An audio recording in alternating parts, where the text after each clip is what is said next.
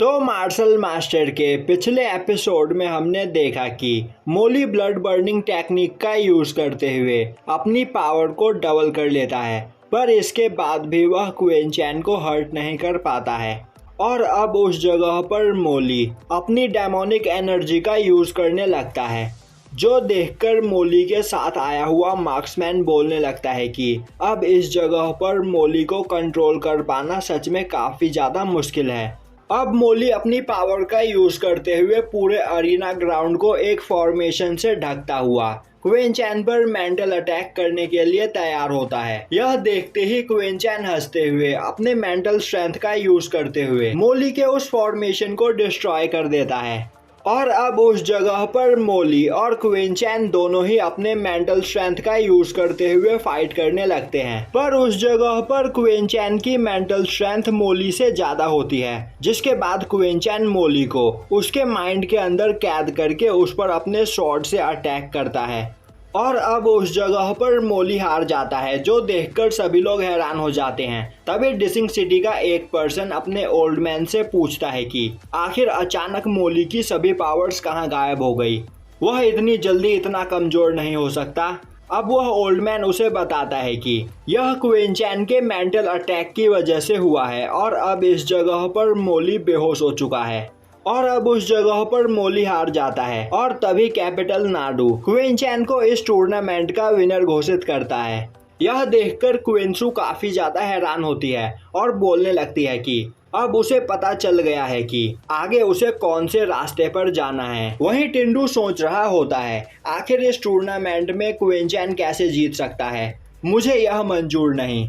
जिसके बाद कैपिटल नाडू उन 12 लोगों के इंजरीज को हील कर देता है और अब वह सभी लोग देखते हैं कि उस जगह के आसमान का कलर चेंज हो रहा होता है और अब चारों ओर अंधेरा हो जाता है। वहीं उनके सामने चेस बोर्ड जैसा पैटर्न दिख रहा होता है, जिसके बाद गॉड फिगर उन सभी को उस चेस बोर्ड की पैटर्न की एक एक लाइन के सामने खड़ा कर देता है। और अब वह बोलता है कि तुम सभी लोग इस कंपटीशन के विनर हो और तुम सभी इसी चीज के लिए कैपिटल नाडू में आए थे। यह स्टेरी स्काई गेम है, जिसे एशियन टाइम में कैपिटल नाडू के एंसेस्टर्स ने बनाया था।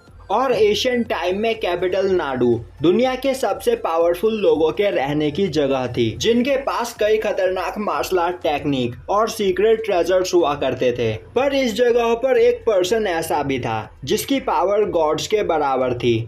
पर फिर फॉर्जन डोमेन के मार्शल आर्टिस्ट ने कैपिटल नाडू पर एक एक करके अटैक करना स्टार्ट कर दिया, क्योंकि वह इस जगह पर मौजूद सीक्रेट मार्शल आर्ट टेक्निक को लेना चाहते थे। पर कैपिटल नाडू के वॉरियर्स ने डटकर उनका सामना किया, पर फॉर्जन डोमेन के डीमंस भी काफी ज्यादा पावरफुल थे। और अंत में कैपिटल नाडू के कुछ पावरफुल लोगों ने अपनी लाइफ का सैक्रिफाइस देकर अपनी पूरी पावर कुछ सीड्स के अंदर कैद कर दी और उस वॉर में इंसानियत पूरी तरीके से खत्म हो चुकी थी।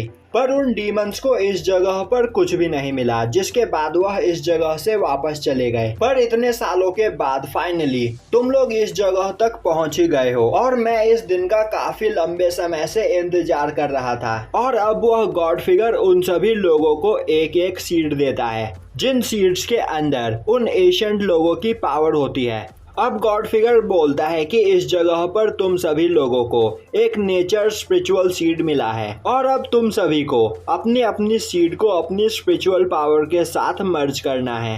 वहीं मोली के पास एक सिल्वर सीड होती है, जिसका यूज करते ही उसकी पावर उस जगह पर डबल हो जाती है। दूसरी ओर क्वीन चैन के पास एक गोल्डन सीड होती है और अब क्वीन चैन उस सीड को देखते ही उसे एनालाइज करने लगता है, जिससे उसकी बॉडी से काफी ज्यादा एनर्जी निकलने लगती है। और अब यह देखते ही उस जगह पर मौजूद सभी लोग अपनी सीड को अपनी स्पिरिचुअल पावर के साथ मर्ज करने लगते हैं। अब कैपिटल नाडू उन सभी से बोलता है कि इस जगह पर सबसे पावरफुल सीड क्वीन चैन के पास और सेकंड पावरफुल सीड मोली के पास है और बाकी सभी लोगों के पास व्हाइट सीड है, जो भी काफी ज्यादा पावरफुल है। पर इससे कोई फर्क नहीं पड़ता, क्योंकि तुम्हारे अंदर जितनी ज्यादा स्पिरिचुअल पावर होगी तुम अपनी सीड के साथ उसे मर्ज करके उतने ही पावरफुल बन पाओगे। यह सुनते ही टिंडू सोचने लगता है कि भले ही क्वीन चैन के पास सबसे पावरफुल सीड है, पर मेरे अंदर उससे ज्यादा स्पिरिचुअल पावर है और अब इस जगह पर मैं उससे ज़्यादा पावरफुल बन सकता हूँ।